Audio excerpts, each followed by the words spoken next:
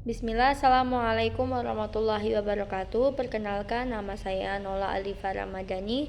Saya mahasiswa semester 2 di Universitas Islam Negeri Profesor Kyai Haji Saifuddin Zuhri Purwokerto. Sebagai tugas akhir semester 2 di mata kuliah Usul Fikih dengan dosen Bapak Pengampu dengan dosen Bapak Ishak Suryo Nugroho MSI, saya akan menjelaskan materi usul fikih. Bismillahirrahmanirrahim. Innalhamdalillahi nahmaduhu wa nasta'inuhu wa nastaghfiruh wa na'udzu billahi min shururi anfusina wa min sayyiati a'malina may yahdihillahu fala mudhillalah wa may yudhlilhu fala hadiyalah. Puji syukur kehadirat Allah Subhanahu wa taala sehingga kita masih diberikan kesehatan.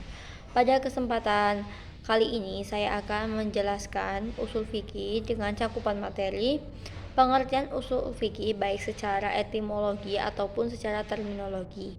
Kemudian ada objek kajian dari usul fikih itu sendiri dan manfaatnya serta penerapan usul fikih dalam kehidupan sehari-hari. Yang pertama, kita masuk ke materi yang pertama, yaitu mengenai pengertian usul fikih.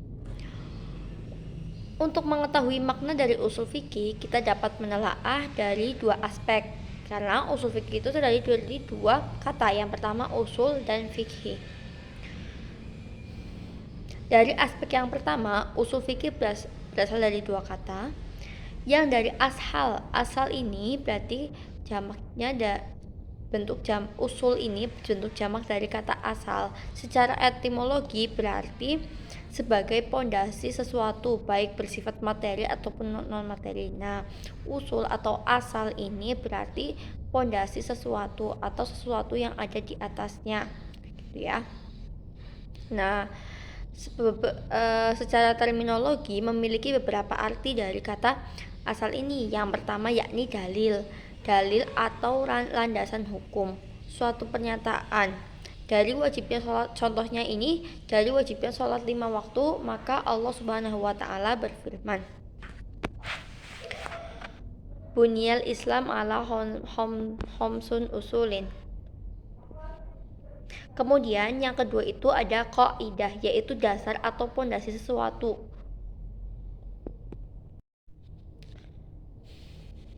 Asal memiliki beberapa arti, yaitu yang pertama dalil, yakni landasan hukum sebagai pernyataan para ulama usul fikih bahwa asal dari wajibnya sholat 5 waktu adalah firman Allah Subhanahu wa taala dan sunnah Rasulullah SAW. Yang kedua yaitu qaidah, yakni dasar atau pondasi sesuatu seperti sabda Nabi Muhammad SAW sebagai berikut.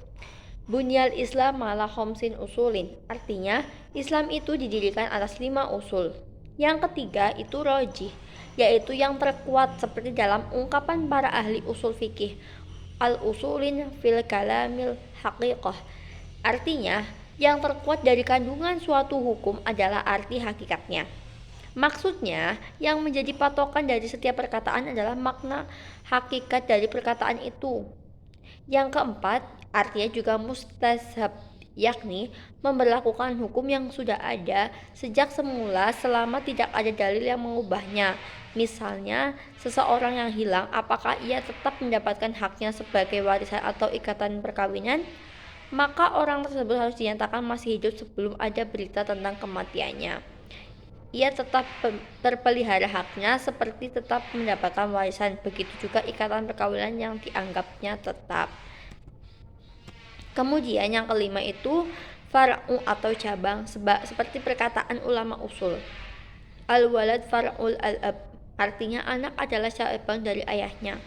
Dari kelima pengertian kata asal di atas, yang biasa digunakan adalah dalil-dalil fikih. Seperti itu ya.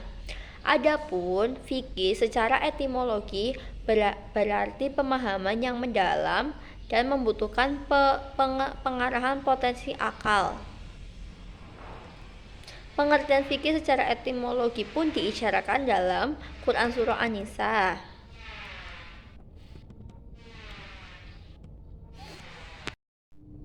Pengertian fikih secara terminologi ada dua tendensi. Pertama sebagai ilmu yang menjelaskan hukum dan kedua sebagai hukum itu sendiri.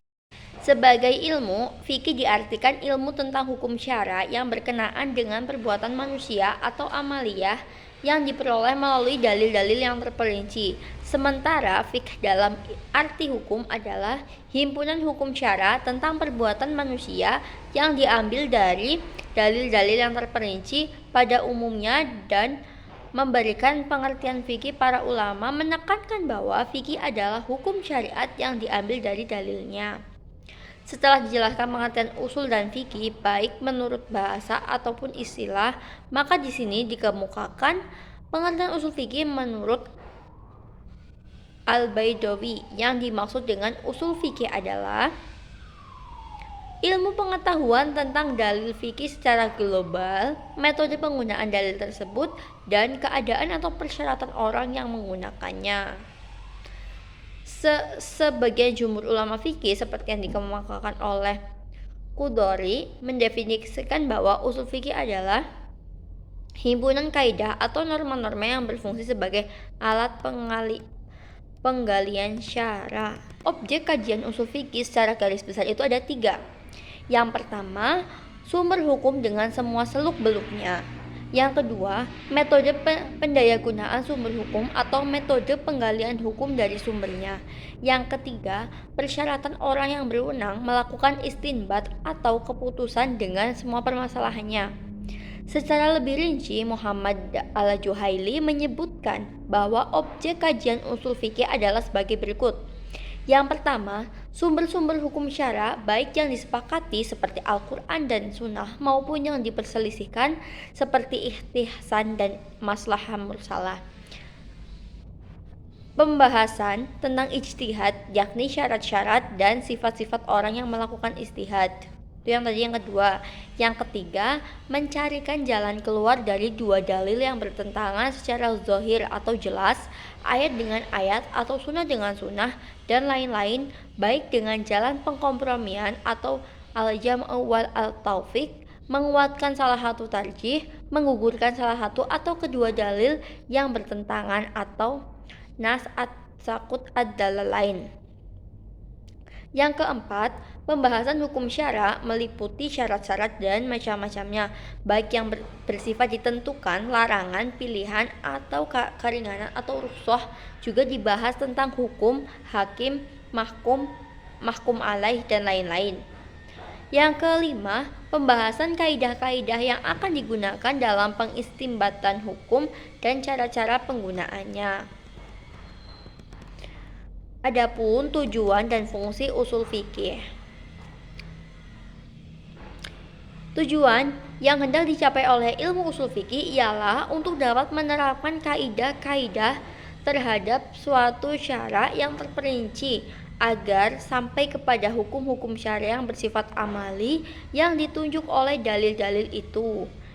Dengan kaidah usul serta pembahasannya itu dapat dipahami nas-nas syara dan hukum yang terkandung di dalamnya. Demikian pula dapat dipahami secara baik dan tepat apa-apa yang dirumuskan oleh ulama mujtahid dan bagaimana mereka sampai kepada rumusan itu dari berbagai persoalan-persoalan yang ada. Walaupun para ulama telah berhasil merumuskan hukum syara dan tetap terjabar secara rinci dalam kitab-kitab fikih, semakin berkembangnya hukum-hukum, terlebih dengan adanya perkembangan zaman yang semakin modern, maka kontemporer dapat diartikan sebagai kekinian atau masa kini, atau yang sering kita sebut dengan fikih kontemporer, baik yang sudah terjawab ataupun yang sedang diselesaikan. Bahkan prediksi munculnya persoalan baru mendorong para pakar hukum Islam belajar dengan giat menelaah berbagai metodologi penyelesaian masalah. Masalah keagamaan yang aktual atau yang baru lebih banyak menggunakan metode ijtihad daripada metode istinbat. Metode ijtihad yang dimaksud dalam pembahasan ini adalah masalah-masalah yang tidak ada ketentuannya dalam nas, sedangkan dihadapi dan dilakukan oleh umat Islam karena dibutuhkan dalam kelangsungan hidupnya. Tetapi metode istinbat adalah upaya memaksimalkan untuk menarik suatu ketentuan hukum yang ada dalam nas, baik Al-Quran ataupun hadis. Sebenarnya hukum fikih klasik banyak juga bersumber dari penalaran intelektual berdasarkan logika keilmuan. Bahkan Imam Syafi'i sendiri sering menggunakan metode ijtihad dengan cara menggunakan instrumen istiqra atau riset atau penelitian dalam menentukan suatu ketetapan hukum. Misalnya ketika penentuan batas haid seorang wanita serta menentukan satu Ramadan dan satu Syawal. Ya. Untuk menentukan hukum berdasarkan hasil ijtihad atau penalaran nasional, ada beberapa rambu-rambu yang tidak boleh dilanggar. Yang pertama, tidak boleh merusak ketentuan dasar yang berkaitan dengan akidah atau kepercayaan Islam. Yang kedua, tidak boleh mengurangi atau menghilangkan martabat manusia lalu disamakan dengan martabat hewan. Yang ketiga, tidak boleh mendahulukan kepentingan perorangan atau kepentingan umum. Yang keempat, tidak boleh mengutamakan hal-hal yang masih samar kemanfaatannya atas hal yang sudah nyata kemanfaatannya. Yang kelima, tidak boleh melanggar keutamaan dasar akhlakul karimah atau moralitas manusia. Abdul Qadir Ahmad Al-Atta mengatakan, 3 macam cara yang harus dilakukan ketika menentukan hukumnya yang menggunakan metode ijtihad, antara lain, yang pertama, harus selalu menjaga dasar-dasar akidah Islam, yaitu tidak boleh ada produk hukum yang dapat melemahkan atau merusaknya sehingga dapat menggantikan kepercayaan anti Tuhan. Nah, bahaya ya. Kemudian yang kedua, hukum menghindari dan menolak perbuatan sesat yang pernah dilakukan oleh ahlul kitab atau orang-orang musyrik. Seperti itu. Kemudian untuk contohnya, dasar penyelesaian masalahnya itu satu, menghindari sifat taklid atau fanatisme terhadap mazhab. Kemudian, 2, prinsip mempermudah dan menghindarkan kesusahan. Yang ketiga, berdialog dengan masyarakat melalui pendekatan persuasif, aktif, dan komunikatif. Yang keempat, bersifat moderat terhadap kelompok tekstualis dan kelompok kontekstualis. Yang kelima, ketentuan hukum bersifat jelas, tidak mengandung misalnya ketentuan hukum potong tangan terhadap pencuri sebuah barang yang telah mencapai nisab. Contoh-contohnya ini yang seperti saya tadi jelaskan ya, ada hukum Islam mengenai KB. Bagaimana hukumnya membatasi keturunan atau perencanaan keluarga kalau dengan azl atau mengeluarkan air mani di luar rahim, atau dengan alat yang mencegah sampainya mani ke rahim seperti kondom, maka hukumnya makruh ya. Begitu juga makruh hukumnya kalau dengan meminum obat atau menjarangkan kehamilan. Tetapi kalau dengan sesuatu yang memutus kehamilan sama sekali, maka hukumnya haram, kecuali kalau ada bahaya. Kemudian ada pandangan hukum Islam mengenai BPJS. Sebelum menentukan hukum BPJS, harus diketahui terlebih dahulu sistem dan akad yang digunakan dalam BPJS ini.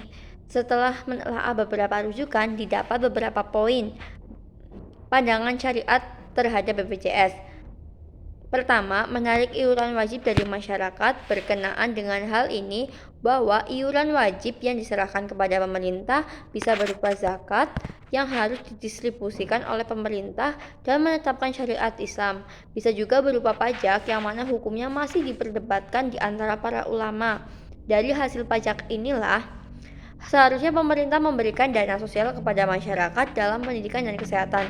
Seandainya BPJS ini dialihkan menjadi pajak wajib bagi masyarakat dan dikhususkan untuk melayani kesehatan masyarakat, maka hukumnya boleh menurut sebagian ulama. Apalagi ada rencana mewajibkan BPJS kepada seluruh rakyat pada tahun 2019. Jika iuran tersebut menggunakan sistem asuransi konvensional, maka peserta yang mendaftar wajib membayar premi setiap bulan untuk membeli pelayanan atas risiko atau yang belum pernah terjadi. Maka ini hukumnya haram apabila dibayarkan terlebih dahulu, seperti itu. Mungkin hanya itu yang dapat saya sampaikan, kurang lebihnya mohon maaf, semoga memberikan manfaat entah itu sekecil apapun. Saya Nola Alifa Ramadhani, terima kasih dan mohon maaf yang sebesar-besarnya. Wassalamualaikum warahmatullahi wabarakatuh.